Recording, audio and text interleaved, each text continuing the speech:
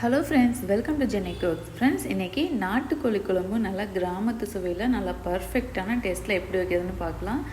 கிராமத்து சுவையினால எல்லாருக்குமே எச்சு ஊறும், அந்த அளவுக்கு டேஸ்ட்டாக இருக்கும். இப்போ வாங்க அதே மாதிரி டேஸ்ட்டில் எப்படி வைக்கிறதுன்னு பார்க்கலாம். நீங்கள் ஜெனி குக்ஸ் சேனலை ஃபஸ்ட் டைம் பார்க்குறவங்களா இருந்தால் மறக்காமல் நம்ம சேனலை சப்ஸ்கிரைப் பண்ணிக்கோங்க. இந்த குழம்பு நான் ஸ்டெப் பை ஸ்டெப்பாக நான் சொல்லியிருக்கேன், இதே மாதிரியே ஃபாலோ பண்ணுங்கள். இது கிரேவி ரொம்ப அதிகமாக வரும், டேஸ்ட் அட்டகாசமாக இருக்கும். 1 கிலோ நாட்டுக்கோழி நான் எடுத்துருக்கிறேன். இது இந்த முட்டை வைக்கிற பதத்தில் இருக்கிற கோழி, வெடைக்கோழின்னு சொல்லுவாங்க. இதுக்கு 200 கிராம் அளவுக்கு சின்ன வெங்காயம் உரித்து தட்டி வச்சுருக்கிறேன். ஒரு 1/4 மூடி தேங்காய், 5 தக்காளி அரைச்சி வச்சுருக்கிறேன், இஞ்சி பூண்டு பேஸ்ட்டு. இப்போ கறி நல்லா க்ளீன் பண்ணி வச்சுருக்கேன் நாட்டுக்கோழி. இப்போ ஃபஸ்ட்டு இஞ்சி பூண்டு அரைச்சிடலாம். ஒரு மசாலா ரெடி பண்ணோம். மிக்ஸி ஜாரில் நல்லா பெரிய சைஸில் இஞ்சி சேர்த்துக்கோங்க. நாட்டு பூண்டு ஒரு 2 கையளவுக்கு சேர்த்துருக்கேன். பெரிய பல் பூண்டாக இருந்தோன்னா ஒரு 10 சேர்த்துக்கோங்க. ஒரு 3 துண்டு பட்டை, 5-6 ஏலக்காய், கிராம்பு ஒரு 5-6 சேர்த்துக்கோங்க. ஏலக்காய் ஒரு 4 மட்டும் சேர்த்துக்கோங்க. சோம்பு 1 டீஸ்பூன். சோம்போடு அதிகமாக சீரகம் கொஞ்சம் 1.5 டீஸ்பூன் அளவுக்கு சீரகம் சேர்த்துக்கோங்க. சிக்கன் குழம்புக்கு சீரகம் கொஞ்சம் அதிகமாக சேர்க்கணும். ஜீரகம் சேர்த்ததுக்கப்புறமா மிளகு 1 டேபிள் ஸ்பூன். இதெல்லாம் சேர்த்துட்டு தண்ணி விட்டு நல்லா ஃபைன் பேஸ்ட்டாக அரைச்சிக்கலாம். இந்த குழம்பு ரொம்ப மணமாக இருக்கும். இதே போல் ட்ரை பண்ணி பாருங்கள். ஒரு பாத்திரம் அடுப்பில் வச்சுக்கோங்க. இப்போ குக்கிங் ஆயில் உங்களுக்கு எவ்வளோ தேவையோ அந்தளவுக்கு விட்டுக்கலாம். ஆயில் நல்லா சூடானோடனே ஒரு 2 கொத்து கருவேப்பிலை ஃப்ரெஷ்ஷாக போட்டுக்கோங்க. நம்ம எடுத்து வச்சுருக்கிற சின்ன வெங்காயம் 200 கிராம் போட்டு நல்லா வதக்கிக்கலாம். வெங்காயம் நல்லா ப்ரௌன் ஆகணும். இந்த அளவுக்கு வதங்கினீங்கன்னா தான் குழம்பு நல்லாயிருக்கும்.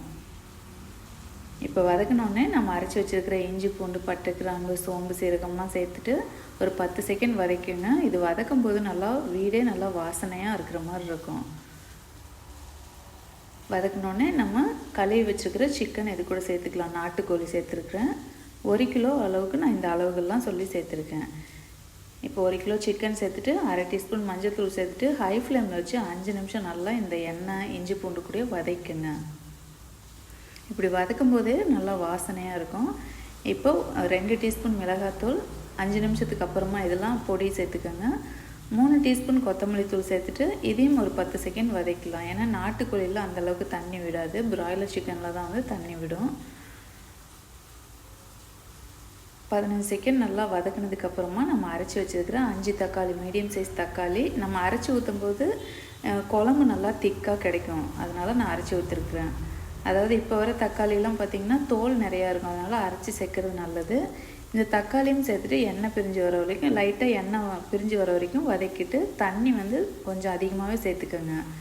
உப்பு தேவையான அளவு சேர்த்துக்கோங்க. ஏன்னா நாட்டுக்கோழி ஒரு 3/4 மணி நேரம் நல்லா வேக விடணும். அரைச்ச தேங்காய் விழுதையும் சேர்த்துக்கலாம். நான் ஒரு 1/4 மூடி தேங்காய், பெரிய சைஸில் 1/4 மூடி தேங்காய் சேர்த்துருக்கேன். தண்ணி கொஞ்சம் அதிகமாக விட்டுட்டு 3/4 மணி நேரம் நல்லா வேக விடணும். நல்லா மீடியம் ஃப்ளேமில் நல்லா மூடி போட்டு வேக விட்டுக்கோங்க. இந்த அளவுக்கு கொதி வந்த உடனே நீங்கள் ஒரு மூடி போட்டுக்கோங்க. தண்ணி இன்னும் கொஞ்சம் பத்தல, அதனால் கொஞ்சம் சேர்த்துக்கிறேன்.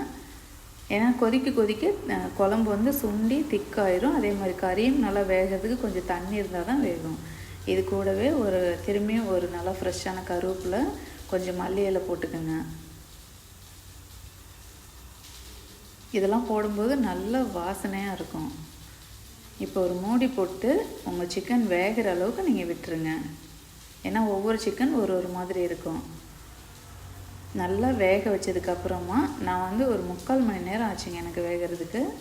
கொஞ்சம் பிஞ்சு கோழின்னா சீக்கிரம் வெந்துடும். 3/4 மணி நேரத்துக்கு அப்புறம் பாருங்கள், நல்லா குழம்பு சுண்டி நல்லா திக்காக வந்திருக்கு.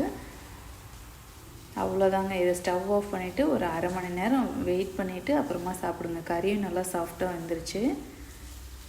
இதே போல் நாட்டுக்கோழி ட்ரை பண்ணுங்கள். உங்கள் வீட்டில் அடிக்கடி இந்த மாதிரி நாட்டுக்கோழி குழம்பு செய்யுங்கன்னே கேட்பாங்க. அந்தளவுக்கு டேஸ்ட்டு ரொம்ப அருமையாக இருக்கும். கிராமத்து சுவையில் நாட்டுக்கோழி குழம்பு தயார் பண்ணிட்டோம்.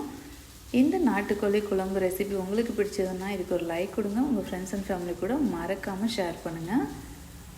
கட்டாயம் குழம்பு ட்ரை பண்ணிவிட்டு எப்படி இருக்குன்னு சொல்லுங்கள். தேங்க்யூ, பாய்.